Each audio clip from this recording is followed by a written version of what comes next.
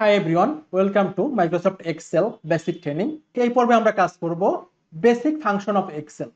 তো এই ক্লাসটা আসলে খুবই ইম্পর্টেন্ট, যেহেতু এটা এক্সেলের সাথে আসলে খুব বেশি রিলেটেড।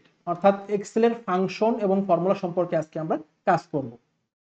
তো অনেকেই কিন্তু এক্সেলের এই ফর্মুলা এবং এই ফাংশনের জন্য কিন্তু এক্সেলটাকে আসলে ভয় পায়। আসলে তেমন কিছুই না, আমরা খুব সহজেই কিন্তু আমরা এই ফাংশনগুলো এবং এটা কিভাবে কাজ করে সে সম্পর্কে খুব সহজেই আমরা বুঝতে পারবো। তো আমরা প্রথম যে টপিকসটা আছে কনসেপ্ট ফর্মুলা, এক্সেলের একেবারে বেসিক ফর্মুলা সম্পর্কে বিস্তারিত জানবো। তো আমি চলে আসি।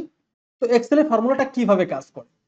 সাপোজ এখানে একটা আমি সংখ্যা এন্ট্রি করি 10, এখানে 20। তো আমরা চাচ্ছি এই দুটোর যোগফল। সিম্পল।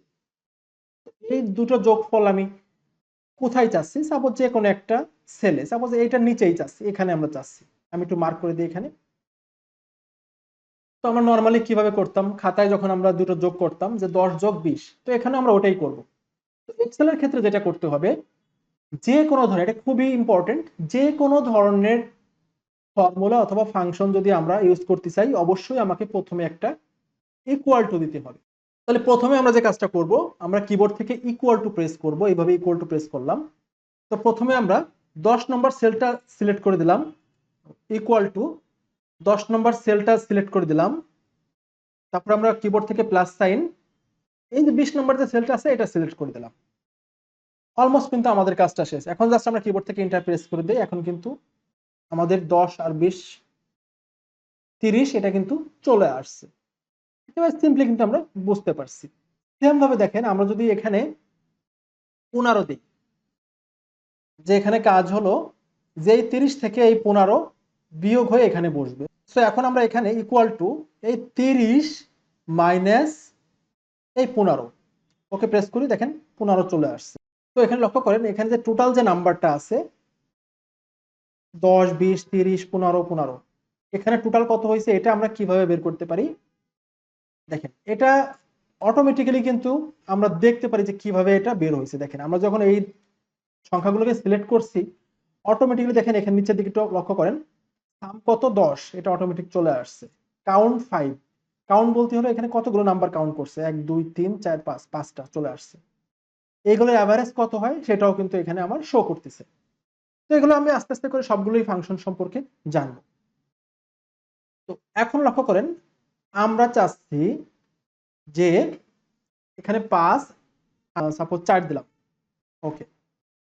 এখন আমরা চাচ্ছি এই 4 আর 5 গুণ করতে, তাহলে আমরা কি করব, ইকুয়াল টু এই 5, এবং গুণের ক্ষেত্রে অবশ্যই আমাদের অ্যাস্টেরিক সাইন, অর্থাৎ আমরা স্টার সাইন যেটাকে বলি, কিবোর্ডের স্টার সাইনটা ক্লিক করে দেব, প্রেস করব, দেন তারপর আমরা 4 ক্লিক করব।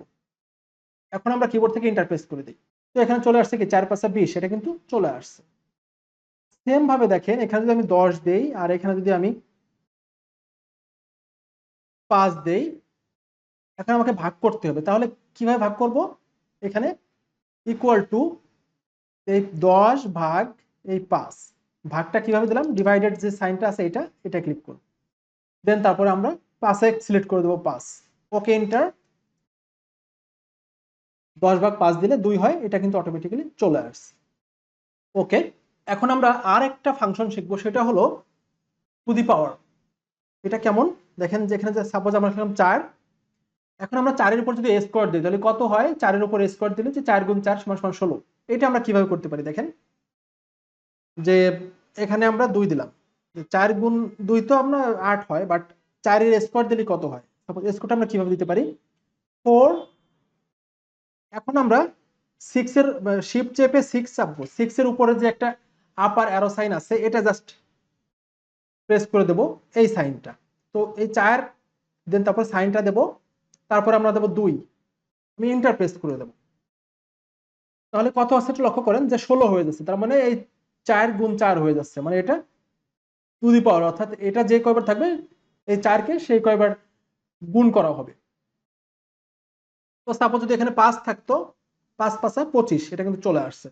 এক্সেলে কিন্তু আমরা এই ম্যানুয়ালি এই ক্যালকুলেশন গুলো করতে পারি, যোগ বিয়োগ গুণ ভাগ। ওকে, তো এখানে একটু লক্ষ্য করি যে এখানে আমার যে নাম্বারটা আছে, আমি এখানে এখানে আমি এমন একটা ফর্মুলা চাচ্ছি, সেটা হলো যে এই দুটো যোগ হবে এবং এই দুটো যোগ হবে, এবং এই দুটো যোগ করার পরে এটা থেকে এটা মাইনাস হবে। তো আমি এরকম চাচ্ছি, তো সেই ক্ষেত্রে আমরা এক্সেলে কিভাবে এটা করতে পারি? তো সেই ক্ষেত্রে আমরা প্রথমে ইকুয়াল টু প্রেস করব। প্রথমে আমরা ফার্স্ট ব্র্যাকেট এই সেল প্লাস এই সেল এটা দেব, দেওয়ার পরে আবার ব্র্যাকেট ক্লোজ মাইনাস, এখন মাইনাসটা কি দেবো যে এই আবারও ফার্স্ট ব্র্যাকেট এই সেল প্লাস এই সেল ব্র্যাকেট ক্লোজ। আমরা নর্মালি কিন্তু এইভাবেই করি যদি খাতা কলমে করতে চাই। তো এটাই জাস্ট আমরা যখন ইন্টার প্রেস করে দেই, এখন দেখেন এই দুটো যোগ করার পরে এই দুটো যোগ করার পরে এখান থেকে এটা মাইনাস করলে আমাদের 19 চলে আসছে। তো আশা করি বুঝতে পারছি যে আমাদের বেসিক যে ফর্মুলা এটা কিভাবে কাজ করে। তো নেক্সট ক্লাসে আমরা দেখব ফাংশন কিভাবে কাজ করে।